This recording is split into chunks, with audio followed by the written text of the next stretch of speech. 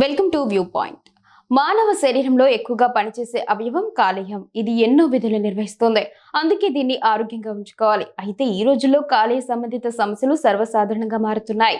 ముఖ్యంగా fatty liver చాలా మందిని ఇబ్బంది పెడుతోంది. ప్రతి ముగ్గురిలో ఒకరు ఈ వ్యాధితో బాధపడుతున్నట్లు అధ్యయనాలు వెల్లడిస్తున్నాయి. ఫ్యాటీ లివర్ రెండు రకాలు. ఒకటి ఆల్కహాలిక్ ఫ్యాటీ లివర్ డిసీజ్, రెండోది non alcoholic fatty liver disease. మొదటిది ఆల్కహాల్ తాగే వారిలో ఎక్కువగా కనిపిస్తోంది. రెండోది ఆల్కహాల్ తాగని సాధారణ వ్యక్తుల్లో ఎక్కువగా కనిపిస్తోంది. దీనికి ప్రధాన కారణాలు అనారోగ్యకరమైన ఆహారాలు, అలవాట్లు, జీవనశైలి. చాలా మంది మద్యం వల్ల కాలేయం దెబ్బతింటుందని నమ్ముతారు. ఇందులో నిజమున్నా మద్యం కంటే లివర్ కి ఎక్కువ హాని కలిగించే అనేక రోజువారీ అలవాట్లు ఉన్నాయి. ఈ విషయంపై నిపుణులు 5 అలవాట్లను హైలైట్ చేశారు.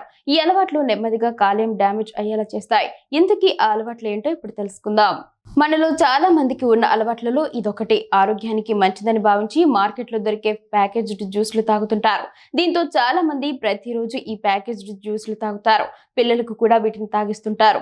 అయితే ఈ జ్యూసుల్లో షుగర్ కంటెంట్ ఎక్కువగా ఉంటుంది. వీటిలో అధిక మొత్తంలో ఫ్రక్టోజ్ ఉంటుందని వైద్యులు అంటున్నారు. అంతేకాకుండా వీటిలో అనేక ఫ్లేవర్స్ వాడుతుంటారు. ఇవి కాలేయంలో కొవ్వు పేరుకుపోవడానికి ప్రత్యక్షంగా కారణమవుతాయని అంటున్నారు.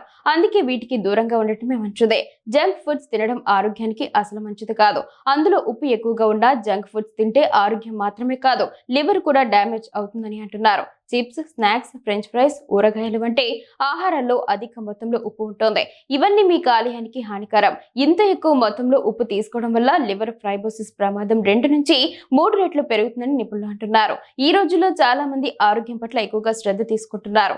అయితే చాలా మంది మార్కెట్లో దొరికే కొన్ని సహజ సప్లిమెంట్లను వైద్యుని సంప్రదించకుండానే తీసుకుంటున్నారు. ఇవి ఆరోగ్యానికి మేలు చేస్తాయని భావించి వాటిని తీసుకుంటున్నారు.